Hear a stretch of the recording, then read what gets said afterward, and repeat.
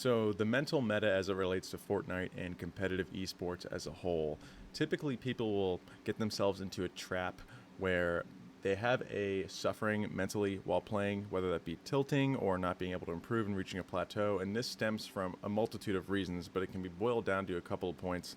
Those points are number one, unwilling, basically being completely unwilling to admit responsibility for your faults, for your losses, and for your actions in the game. This especially pertains to solo players. A lot of people will say, you know what, that was really bad luck. Or, my RNG wasn't too good. Or, damn, Bloom, like I can't believe it. No, the fact of the matter is that player beat you. You lost. And that is your fault and your fault alone. There's always something that you could have done differently in a certain situation. I can almost guarantee you 99.9999% of the time there's something you could have done differently that could have altered the outcome of the situation.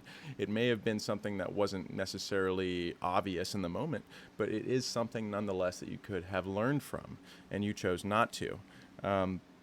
Number two, impatience. A lot of people aren't willing to sit down and practice. And it seems silly because, no, well, Regan, you don't understand. I play Fortnite 6 hours a day. I come home from school. I come home from work. Come home from class. I sit down and I practice.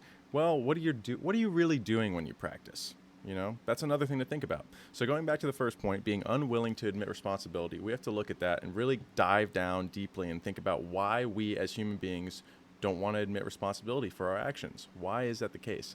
Well, really, it comes down to insecurity.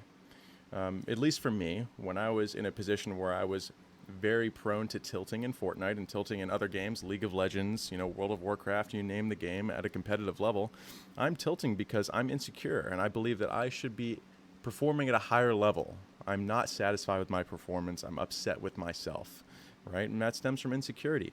And the first thing that we have to do whenever we're analyzing insecurity and removing it is thinking about it, just being aware. We have to be fully aware that it's happening. Otherwise, we essentially just see red and we get pissed and we shut down and we're in a completely unteachable state of mind, which is not healthy for us moving forward in the game. And it's going to cause us to stagnate. It will happen. So I want you to challenge yourself to be aware of when you feel insecure about yourself. Whenever be aware when you feel as though you're not performing up to your standards. Just be aware of it.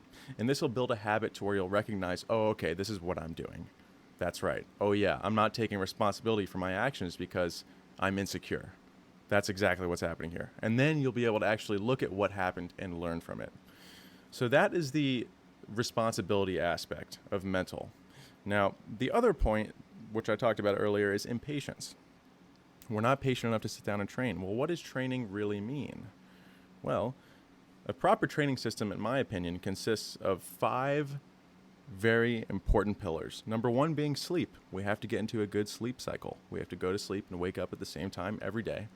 I fully believe that this is the number 1 reason why people are so hit or miss when it comes to tournament play. Number 2, diet. We can't be eating garbage all the time. We can't be eating fast food. We have to and I don't care what diet you choose. You could be just eating normal foods, occasionally servings of vegetables and fruit. I don't care. Just don't go and eat McDonald's every day and Chick-fil-A. It's just not healthy, period. So that's another thing that I'll be talking about in depth in depth in later videos. Number 3, muscle memory. This is another one that people think that they have down. Oh yeah, muscle memory. Of course, I go into creative and I 90 for 30 minutes and then I go and I play arenas all day. No, that's not what I'm talking about. I'm talking about practicing specific edits. Okay, did you practice your right ramp edit for 15 minutes today? I didn't think so. But I bet you if you did 100 right ramp edits, you'd miss 50 out of them. If you're doing them full speed. So it's just little things like that. You have to really challenge yourself to understand where your weaknesses are. And this is also tying back into the insecurity aspect now. Are you able to recognize where you have weaknesses, or are you blocked off because you think that you're the shit and then you get really pissed at the game because you fuck up? Simple things like this. Okay, number 4, self-analysis. Ties back into muscle memory a little bit in what I was talking about insecurity. Same deal. Watch your VODs, watch your replays. Think about what you're doing in the moment. I have a notepad that I write down next to me whenever I make a mistake. So that's self-analysis. Number 5, pro-analysis. Watch your streamers. Please do it. I'm not saying all you got to do is sit down and train. Regan tells me all I have to do is sit down and train and I'm going to just put my blinders on. No, man, listen. Watch your favorite streamer. Watch your favorite pro player, but pay attention to what they're doing. Think about why they're doing what they're doing. Notice how they move and see how you can integrate that into your training.